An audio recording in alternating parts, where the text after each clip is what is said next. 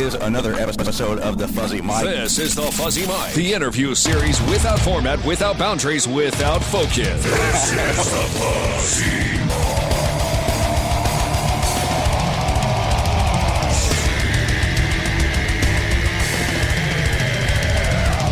Hey, Kev, what's going on, buddy? I am doing great. How are you? Fantastic. Thanks for joining me. You got it. How's it sound?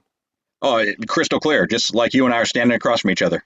Awesome. Yeah, so I thought we'd be talking under different pretexts this time, but we're still going to talk about UFC 249. But what, in your expertise, in your realm, what happened? I think that what happened basically is without ESPN being involved, ESPN had second thoughts about it. There were reports that Governor Gavin Newsom in California had reached out to the Disney executives and said, "Hey, I'd rather you not go forward with this fight." Senator Dianne Feinstein had put a statement out, and I'm sure that she had made some phone calls. And so there was some political pressure on Disney. So as a result, the UFC did not have any TV deal. Once Disney decided that ESPN wasn't going to be able to show that fight, there was nowhere else for the UFC to go. So Dana could have put it on UFC Fight Pass, and they would have sold some pay-per-views, but it would not have been the same, and the cost-benefit ratio wouldn't have made as much sense. And so I think that, once they had no TV, Dana White realized, okay, this is not the time to do this, and ESPN has been a good partner to them, and they backed it off. So then are we, Kevin Iole, to deduce from this that Disney is more powerful than President Trump because Dana White is good friends with President Trump, and Trump said he was going to allow this to happen? Yeah, no, I mean, and I know during as Dana was trying to put the fight together, he spoke to the president several times. I don't think it's a matter of who is more powerful. I think it's just a situation where, he needed Disney, and Disney had to give its approval to let this fight go out on its air. And when they decided that they weren't ready, no matter what President Trump thought, nobody there for Dana to put the fight on with. So, he was kind of, I think that, would have gone forward had he had any other RFE, but ESPN has really been a dream for the UFC for a long time. Now they got it. The partnership is working really well. And I think, he didn't want to strain that partner down the road, given, that there was a lot of pressure and a lot of issues already. Yeah, no, of course, I was only somewhat being facetious on that. But so the main event was Khabib Nurmagomedov versus Tony Ferguson. This is the fifth time that's been canceled. Why is this fight cursed? Well, I think it was an interesting thing. Each of them got hurt twice, so they pulled out of, or one time Khabib had trouble with his weight cut, and so they forced him not to cut weight and pulled him out of the fight because his health wasn't good as he was cutting weight. And Khabib had surgery one time. One of the times, Tony Ferguson was at Fox doing an interview, and he tripped over TV wires in the studio, and he tore the MCL on his knee. And so, there have been so many crazy things happen. And this time, basically, Kev, the thing that really happened was the UFC told Khabib it looks like the fight's going to be in Abu Dhabi, and he is huge in the Middle East, and so it was getting close to fight time. So Khabib said, "You know what? Why am I training in San Jose? Let's get my training camp over to Abu Dhabi. My father then can be there. His father is barred from the U.S. He can't get in to the country, so he flew to Abu Dhabi to get ready, do his final preparations for the fight. Well, as it turns out, right when he got there, the next day, Abu Dhabi decides they're going to close their borders because of the coronavirus pandemic. They're not going to let anybody else in. So Khabib had to leave, realizing I'm stuck. Then what did he do at that point? So he went to Russia to wait what happened, and Russia closed its borders. So it was kind of a bad situation. It was just terrible luck, really, from Khabib's standpoint. I did not know his dad can't get into the U.S. Is there a political reason? I have never been able to find out the reason, but yeah, he cannot get in the U.S. So when Khabib fought Dustin Poirier last year in Abu Dhabi, that was the first time in the UFC that his father Abdulmanap was able to work his corner. So in the co-main event, Rose Namajunas was going to be coming back. We haven't seen her in a while. So will these fights, are they just going to be postponed, or are they going to have to be like reworked contractually? Are these going to happen down the road? Dana White says they are going to happen. So UFC 249 is postponed, not canceled. Now, I think the thing that's going to be interesting is how they keep the fights together. The longer it goes, the better situation of, say, Khabib being able to come back in. So when Khabib got stuck in Russia, they got Justin Gaethje to go in and fight Ferguson in the co-main event. So that would have, had the fight gone off on the 18th, Justin Gaethje would have been in there instead of Khabib. So now, if they get the fight, whenever it's time that they can get it back going and Khabib can get in the country, then I think that they'll make the Ferguson fight again. Same thing with Rose. She had 2 family members that passed away because of the coronavirus, and she didn't feel like mentally she was able to fight at that point, and so she backed out because of that. But now, given this, there'll be some distance between those deaths and the time that they'll want her to fight. So I think they're going to try to keep as many of the fights together as they can, but a lot of it's going to depend on timing, when they get back, and that's the question now that nobody knows. When will they be back? You know what I thought was very cool after the announcement was made, and I actually learned about the announcement of the cancellation via your Twitter page, Kev, so thank you so much. You got it. But Dana said that he's going to honor the pay to the fighters, and he's going to the Native American reservation where they were going to hold it. He's going to, down the road, hold a card there. That's pretty classy stuff. Yeah, you got to give him credit. I mean, hey, look, these fighters, what people don't understand is they're not employees. And a lot of times they say Dana's my boss, but they're independent contractors and they don't actually work for Dana. And so they're not the same as if they are an employee and getting benefits and that kind of thing. And they pay for their own training camp. And for, a fight at the highest level, it costs thousands of dollars to put a training camp on.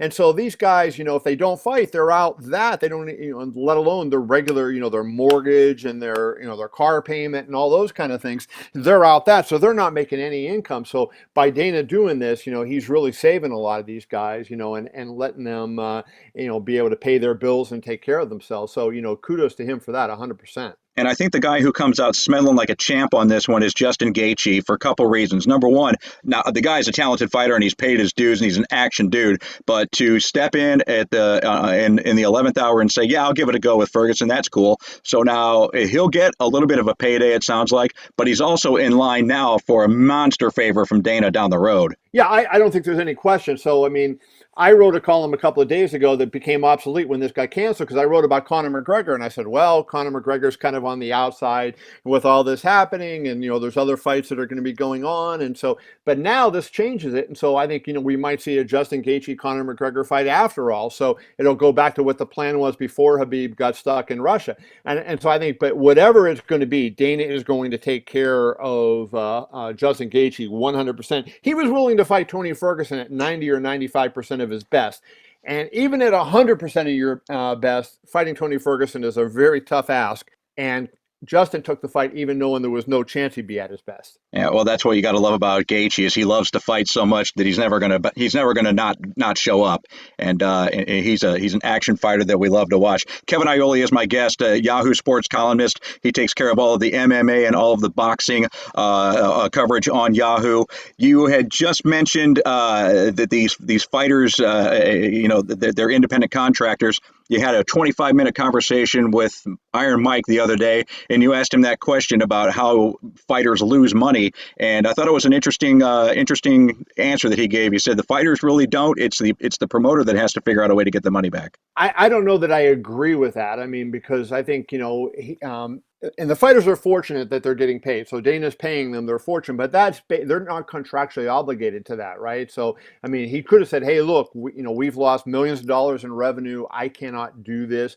I'm kind of stuck. But he's going forward and doing it because, it's out of the goodness of his heart. So I kind of disagree with Mike's situation. Also in boxing at the very highest level that Tyson was at, they would pay the training expenses. You might have heard in that answer. I think he said, yeah, and I can't imagine how he got this, but he said $1 million training expense. That was a little high to me, but, he mentioned that. But in MMA, they don't get that. So they do it on their own. So I wasn't sure I agree with Mike's take on everything, but that's how it was. So we're singing the praises right now of Dana White and covering all the fighters' expenses and stuff like that. But it wasn't too long ago. As a matter of fact, it was last week when Dana was defiant, saying that 249 is going to happen, that you wrote kind of a critical article on him. Yeah. My question is, how do you write critical articles on people who are giving you access to the inside of the sport and still remain friends with them? Well, it's my job. I mean, Dana and I have been friends, and, but you don't necessarily, I didn't go into this looking to be Dana's friend. I was his friend before he was ever in the UFC, and so. But the way I am is I try to be honest with everybody, and here's what I say is like I'm not going to make fun of you. I'm never going to, I'm going to call it as I see it. And I'm going to, and I may be wrong, and I admit that I could be wrong, but I'm going to give my opinion as a columnist as I see it. I will be fair. I'll try to give both sides of the story, and I'll let you know if I'm going to criticize you, Kevin. I'll say, hey, Kev, I disagree with this that you did, and I'm going to write a column saying that. And if you want to respond and explain to me and maybe convince me why I'm wrong, I'll give you the opportunity to do that. And I think people respect that when you are willing to give them the chance and you say, hey, I have a difference of opinion. Hey, look, Dana's miffed at me. There's no doubt. You notice that I didn't talk to him yesterday. I would talk to Dana almost every single day. And he was talking to a lot of reporters yesterday, and one of them was not me because he was a little miffed at my column. But we've exchanged texts and everything. I don't think it's a long-term thing. But hey, that's it's part of the business. My job is to say and do what I think is the right thing. And I felt like trying to put this fight on while I understood why he was doing it, and I applauded him for the aspect of taking care of the fighters and et cetera. I thought during a global pandemic, I didn't think it was possible to guarantee the health and safety of everybody. And given that, my opinion was don't put the fight on. And I think we just had an honest difference of opinion, and we respect each other, and we'll go on from there. Well, who was going to do the color commentary? Because Joe Rogan said he wasn't going to be any part of it. Yeah, well, Daniel Cormier would have been there. And Dana insists that Joe Rogan was going to do it. Even last night, he put an Instagram live video up, and he said, all you people were saying Joe Rogan wasn't going to do it. He was absolutely going to do it. So I am not 100% certain who was telling the truth there. But Dana swears up and down that it was going to happen. I want to get back to what you just said there. I wasn't quite sure who was telling 100% truth. I have a question about that down the road, but I want to get back to your credibility. Kev, I've been a fan of yours for a long, long time, reading your columns on MMA and boxing, but your credibility with the entire world skyrocketed when you owned up to that Andy Ruiz tweet. That was an incredible admission on your part. Can you share with us that, for those that don't understand, what went on? Sure. I was on, so I was going to go to New York for Anthony Joshua versus Jarrell Miller. Then Miller fell out of the fight, and there was some stuff going on. So I decided, hey, I need to take vacation. So I went on vacation. Then Andy Ruiz gets picked for the fight. And so I was not working the night of the fight. One of my colleagues covered that fight, but I am a fight fan. So I watched the fight live on DAZN. And when the fight ended, I'm like anybody else. I'm just tweeting out. I was excited. And one of the things that I tweeted out was, I was thinking in my mind when it ended. I know Andy was born in California, and I'm thinking, okay, Deontay Wilder has the WBC belt. Now Ruiz has the other 3 belts. So when's the last time Americans held all 4 of the belts? And as I'm thinking about it, I heard them on TV say he did it for Mexico. And I just tweeted, I said, what do they mean he's doing it for Mexico? Andy is American, and Americans now hold all 4 of the titles, which is accurate. And a lot of people really got angry at me, and they thought that I was making a racial comment, which I was not. I was just commenting on, hey, American people have. But I looked at it and I said, race relation, one of the causes, the biggest causes of my life that I have supported was discrimination of all kinds, but especially against women and minorities. And I joined the NAACP because I wanted to make a point to say, hey, I support people, and I think people are being discriminated against because of their race unfairly. And so when people were ripping me and I'm being called a racist by people who had never met me, that really troubled me. And my father and mother raised me differently than that, and I believe I've got a lot lot of flaws in my life, but one of them is that I'm not a discriminating person, and I'm not a prejudiced or biased person. And so I really felt badly about it. And so I wrote a story on my own personal website, keviniole.com, to explain myself so people understood what went on. And that really was what it was. Well, it was phenomenal. And not only did you write the article, you actually went and spoke to some Mexican heritage fighters who kind of explained to you Right. what. Yeah, and that was brilliant. Absolutely brilliant stuff. You said you don't know who's telling 100% of the truth there. How much, or can you actually, somebody who's been around the industry for a long, long time, can you tell who's telling the truth in press conferences or who's just blowing smoke? Most of the time I can, now it depends on what we're talking about too. If, hey, I know I'm going to win, I'm going to do this, I'm going to do that. So, that sometimes, like Tyson Fury, hey, let's look, Tyson Fury said from the day the rematch was signed with Deontay Wilder, I'm going to walk forward and I'm going to knock him out.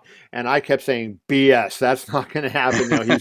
He's just saying that to try to, kind of get in Deontay's head and, make it sound good to promote the fight. And nowhere in my mind did I ever believe he would fight that style, because he was successful with the style he fought in the first fight. But then, of course, that's what he did. He went forward and he did it. But most of the time I'm pretty good. I'm 60 years old now. I had my first full-time job as a newspaper writer when I was 19. So I've been doing this for over 40 years. And in that period of time, you kind of get a good sense of who's lying and who's telling you the truth. Not always, able to do it, but more often than not, I can. So when McGregor and Mayweather were getting ready to box, and McGregor is a master seller. Guy, he fights at a level that nobody else really fights at, but he is also the greatest self-promoter. Did you think that he had a chance? No, I said it at the time. And that was disrespect to boxing if you would have thought that he had a chance to win that fight. Look, Floyd Mayweather trained since he was 3 years old. He first started, hitting his father's hands when he was 18 months old, right? He was 3 years old and his father put gloves on him and started working with him on, in boxing. All his life he did this. He was one of the greatest boxers of all time. And, MMA and boxing, I like to say, for people who don't know both, it's kind of like the difference between baseball and softball. They're similar, but they're not the same. Mm-hmm. And so, it's in MMA, because you have to defend different things. In boxing, you don't have to worry about somebody kicking you or diving to take you down onto the ground and all these things. In MMA, you do. So they take a different stance than a boxer does. So you're training every day in a different stance, and you're throwing your punches from different angles because you have to worry about so many different things. And now you go into a boxing rules and you got to fight under the box. You're just not able to do that. So there was, I wrote it all along, and in my preview, I wrote it. In fact, my preview of the fight, I said Mayweather's going to, mess around with him for 3 or 4 rounds and let McGregor do what he does, just to kind of get a sense of his quickness and his timing. And then after about 3 or 4 rounds, Mayweather will start beating on him. And I said he would stop him in 8 rounds, and he stopped him in 10. But that, it was pretty easy to discern in that one what was going to happen. I used to not like Floyd Mayweather's style because he was such a brilliant defensive fighter. But then I stepped into the ring and trained and sparred once with a guy who was better than I was, and it's an amazing science to hit somebody and not get hit. And it gave me a really, really deep respect for what he does. Yeah, I think if you want to look at Floyd Mayweather, and this was later in his career, not early, look at his fight with Miguel Cotto and tell me he wasn't an offensive fighter. Cotto, one of the great pressure fighters of his time, and, really would come in. And Mayweather stood right there in front of him and was just popping him with shots. And Cotto's shots are just whizzing past him. And, hey, you know what? They're missing only by a half an inch or an inch. They're not, missing by 3 feet. And so, the sense of timing and distance, that you have to pull that off is just remarkable. Well, with COVID-19 and they're saying that we have to keep 6 feet of separation, there still could be boxing. Floyd Mayweather Jr. and Tyson Fury could box because with their jabs and their movement, they're never as close as 6 feet with their other fighters. It's quite impressive. That was why I picked Wilder incorrectly to win the rematch.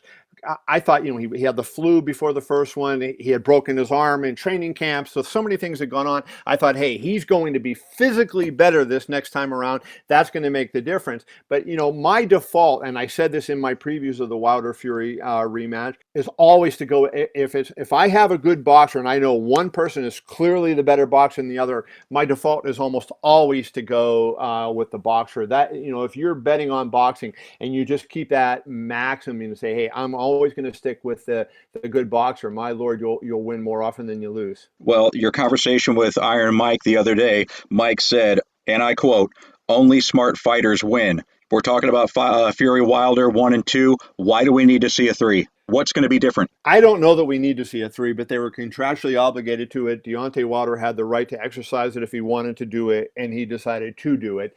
And yeah, I just don't understand why it's happening, especially, for Deontay too soon. I think, if you would have said, hey, I'll give you the chance to fight somebody else, fight Joshua, fight another fight, and then, I'll come back and fight you next year. I think the best thing for Deontay, and he got lucky with the coronavirus from this standpoint, it pushed it back from July until October. And so he got more time to let his body heal. But I think when you take a beating like he took, you just need time off. He also needs time once he gets into training to kind of work on some things, because he fought Fury, what was it? So they fought 12 rounds the first time and saying, 19 rounds, basically 18 plus rounds. And Fury won all but 2 of those rounds. So what he was doing wasn't working. He needs to figure something else out. And I think, he needs a little bit more time. And coming back as quickly as he is, I don't think that he has enough time. But in your conversation with Iron Mike, Mike said the only person that can defeat Deontay Wilder in this third bout is Deontay Wilder. Yeah. I mean, he's going to have to go back to school 100% because he's so one-dimensional, in my opinion. And like you said, a good boxer is going to beat a fighter any day. Deontay has, a couple things going for him. He has really good feet, really good and quick feet. And so he's not in traditional punching position a lot, but then boom, he gets his feet into position and he can fire a punch really quickly. That's what led him, people will see that and they're looking and they notice he's not in punching position, so they think they're safe. And then he's able to quickly get into position and throw that punch off, and boom, guys, end up taking some punishment. But now Fury understands that about Wilder, and he understands how to deal with it. So it's up to Wilder now to, I think, he doesn't have to become Floyd Mayweather, because you're not going to become Floyd Mayweather or even Tyson Fury in just, a couple of months, right? But what you have to do is, I think number one, he's really got to work on a more traditional jab. And if he does that, I think it's unlikely that he would win a rematch, but I would say it's not impossible for him to win that rematch. But it's got to start at the beginning, and it has to be him, kind of getting into some fundamentals when he gets into training camp. We're talking with Kevin Iole, Yahoo Sports columnist, MMA and boxing. Let's talk about a fight that is coming up. Hopefully it'll get fought this year. That's going to be highly entertaining. Loma versus Teo. I love that fight. I love Teofimo Lopez. I'll tell you a little story, Kevin. I was covering the Olympics in Rio in 2016, and I saw Lopez fight. And he looked good, but he lost his fight. And I'm sitting there, and I was writing my story on one of the American fighters. He was on Team Honduras because he didn't qualify for the American team, but his family was from Honduras, and so he was able to qualify to be on their team. So I'm sitting there writing my story, and I look up, and here there's hardly anybody in the venue. It was between they had a morning session and an evening session, and here comes somebody walking up to see me, and I look, and it's Teofimo Lopez, and he said, "Are you Kevin Iole?" And I said, "Yes." He introduced himself, and he said, "You're going to be writing about me someday." And he sat there and he talked to me for a few minutes, and so I remembered that. And when he turned pro, I made it a point really to watch his early fights, and I was so impressed with him, and I had him as my prospect of the year for 2 years in a row. The only fighter I've ever done that with. I had him in 2017 and 2018, and I think he's coming back to fight Loma. Loma is such a slick boxer. Tough call to say you're going to look at Teofimo and pick him to beat Loma. But I'll tell you what, that guy has fast hands and he hits hard, and he's a smart kid. when the fight happens, I like to hold my picks until I really see the fighters on fight week. My early pick would be Loma by decision, but I don't I don't say that Teofimo has no chance. I think he has some chance to win. And I know that Teofimo is trained by his father. Isn't it Vasil Lomachenko trained by his dad as well? He is, as a matter of fact, he is. Anatoly Lomachenko trains his son. He also trains Alexander Usyk, who's one of the best pound-for-pound fighters in the world. Anatoly Lomachenko is a fabulous trainer, no doubt about it. Can we get the dads together to fight the co-main event and then have the sons fight after that? Because I think it would be highly entertaining as well. Yeah, Anatoly's not much of a talker, but Teofimo Sr., my Lord, he loves to talk, and he has so much confidence in his son. And, he's the one that really got this fight on track because Teofimo was only like 6-7 fights in his career. And, oh, my God, he was going after Loma. And there was one time in the hotel, and I was there. It was a fight in New York, and I can't even remember what fight it was. But I saw them. They passed, Team Loma and Team Lopez. And Lopez Sr. was yelling at him, he's going to kill you. He's going to beat the hell out of you. And it was really funny. And, Loma's looking at him like, who is this guy? Kev, what is it about the fight game that drew you to it? I was a fight fan all my life. My dad fought in the Army when he was in World War II. He was a fight fan, and I just have loved it all my life. And the fighters are so honest and so real, and it's the basis sport. You get out there, and there's no offensive line blocking for you. You don't have somebody setting a pick. You don't have a goalie that can make a save if if somebody gets around the defenseman. It's you and the other person, and it is so compelling because of that and what they have to go through to get ready for a fight. They torture their bodies to get ready for a fight, and then to accept what they know the punishment. I just wrote a story. It's unbelievable. It's about the anniversary of the Corrales Castillo fight. That's going to be replayed. What a fight! What a fight! And I have some quotes from Michelle Corrales, Diego's widow, that are in that story. And when you read those quotes and you see what she talked about, Diego knew when he signed up for the rematch with Castillo what was going to happen. It's remarkable, and those fighters put everything on the line. And so it's like, how do you not respect that? Memorable fights, that's definitely one of them. Hagler Leonard and Hagler Hearns, and then the trilogy with Arturo Gatti and Mickey Ward. Those are leaving indelible impressions on fight fans' minds forever. And ESPN had one on the other day that Ali Frazier 3. That was one of the greats, the Thrilla in Manila. And that fight, if you watch that, it was insane how much punishment they delivered to each other. You said you've been covering sports, boxing, and most recently MMA for 40 years. Obviously, you've gotten close with some of the guys and gals that you cover. Do you ever fear for your friends getting in the ring and getting hurt? Yeah, I mean, there's a lot of pictures and memes about me out there that, I'm in at ringside and I'm cringing, the camera will get me in the background and you see me cringing when guys get hit. Hey, I've sat, and I've been ringside for 7 fighter deaths, and it's horrible. And I know it's there, and it's, that's the part of it of boxing that I hate, is that that can happen. And that's a possibility. And hey, it's a possibility in MMA as well. It's not as common in MMA. It's never happened in the UFC or a major league, but it has happened. And that's a tough part, and seeing people. And that's why I hate these tough guys on the internet who rip the referees. You know what? Never rip a referee for stopping a fight. Ever, ever. Because that referee is trying to save somebody's life. And, if he makes a mistake, I'd rather him make a mistake and stop the fight one punch too early rather than one punch too late. One of the criticisms of boxing is the amount of punishment a fighter sustains in a career. One of the kind of, I guess, for lack of a better word, accolades that MMA gets in that realm is that they're not getting punched on as often. Now let's turn our attention to bare-knuckle fighting, which they say you don't punch as hard because you've got knuckle on skull. Right. What are your thoughts on bare-knuckle fighting? Well, I don't like it. I don't cover it. You notice I've never covered it. And here's the reason I don't. It's not that, the bare knuckle, because let's understand why they wear gloves and why they tape up their hands.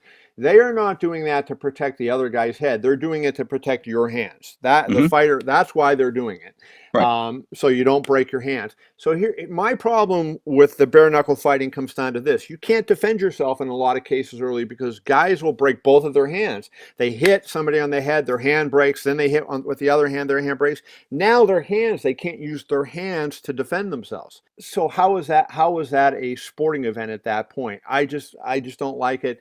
I know some people do, and I've gotten criticized for not. And I'm not, I'm not on a campaign to stop it or anything like that. And if you like it, more power to you. It's just not my thing. And I kind of feel like because of it, it's taken an essential defense away from you, that I don't think it makes it sport. It changes it into something other than sport. It's interesting that you don't like it because it takes a defensive skill away from you. Most people who don't like it because of the violence and the blood aspect of it. That's interesting. Well, I think when you think about it, right? Okay, there's two things that are involved in defense. A lot of times you can parry and block the punches out. You pick the punches off with your gloves and you put your hands up and it covers more than just your face, right? So if somebody's really wailing on you and you're trapped for a second, you put your gloves up and you can block some of those punches. That's one. Number two, when you punch back, that's also somewhat of a defense, right? So that Hmm. that is helping that way. And now you break your hands and you can't do that.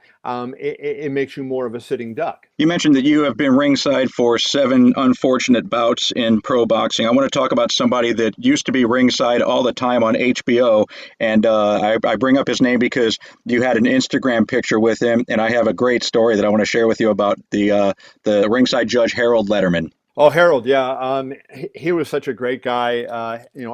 You talk about loving boxing. Harold loved boxing like nobody else. And there were times, he would you would see him. Showtime had an afternoon fight, and you would see Harold sitting in the crowd on Showtime, watching a fight. And then that evening, HBO had a show, and he would be working the broadcast on HBO. Just loved the sport, and one of the best guys, and had time for everybody. That was what I was going to tell you. It was after Juan Diaz fought Marquez again in Vegas, and my wife and I, we know Juan, and you know Juan's friend Andrew Kapolsky, who actually hooked us up with this interview. And we're in the McCarran International Airport, and I see Harold Letterman, and I think you and I are kind of similar, where we're fans, and so we see these people, and we, I walked up to him and I said, Mr. Letterman, I said, you don't know me, and he goes, oh no, that's okay, and I almost made him late for his flight because he just wanted to stand there and talk about boxing. And I was Right. like, what time is your flight leave? He goes, oh, that was his last call right there. I got to go. Yeah, that's Harold. Yeah, I mean that is Harold to a T. I mean he loved boxing and he loved boxing people. And I don't know how that I would define it, but you know it when you see it. Boxing people, the people that love the sport, love the fighters and love what goes on in it. And Harold loved those people. He loved to be among them. He loved to talk with them about the sport. Just was truly a great guy, truly one of those guys that did his everything. He devoted his life to the sport, tried to make it better, tried to help people enjoy it as much as he enjoyed it, and really missed. I loved Harold. Thought he was a terrific guy, and his daughter Julie remains one of the top judges in boxing. Yeah, no. Whenever you see Julie's name attached to a judge's card, you know that you're going to get a fair and a very knowledgeable assessment of what went on in the ring. 100%. Yeah, Yeah. she's one of the top judges out there. All right, Kevin Iole, Yahoo Sports columnist. You are a boxing MMA writer. You're also a huge hockey fan. How is COVID-19 screwing up your life? Well, no Golden Knights, that's for sure. I was born and raised in Pittsburgh, as I might have mentioned earlier, and I've been a Pittsburgh Penguins fan for as long as you can imagine. And diehard Pittsburgh Penguins fan. When I lived in Pittsburgh, I had season tickets, but I've been in Las Vegas now for 30 years, so half my life I've lived in Las Vegas. And we just got the Golden Knights in 2017, so I became a Golden Knights fan. I'm a Golden Knights season ticket holder. I love it, and because I'm a journalist, I'm not really allowed to be a fan, but I don't cover hockey. I'm never going to cover hockey. So it's fun for me to go. And I have almost all the player jerseys, and I go to all the games, and when they have the fan fest, I go to those, and I do the things that the fans did. And I forgot how much fun sports were, because I go and I work so much, and I'm working at these events, and I can't cheer, and I can't, eat a hot dog and drink a beer like everybody else does. I got to be concentrating on my job and what's going on. And now with the hockey, I can be a fan, and I just love it to death, and I have a blast with it, and I hope it gets back. Well, here's how big of a Pittsburgh Penguins fan Kevin Iole is. One dog's name is Crosby 87, one dog's name is Lemieux 66, and the other one's name is Malkin 97 or 79. 71. 71. And then I have another one that's his name is Joey, and even though he was named after Joe Green, the former Steelers defensive lineman, I tell people when they go with my hockey theme that he was named after Joey Mullen, who was a Penguins Hall of Famer. There you go. Yep. That video that you have of Malkin in obedience training, gosh, what a sweet video that is. Thank you. Yeah. Are they Basset Hounds?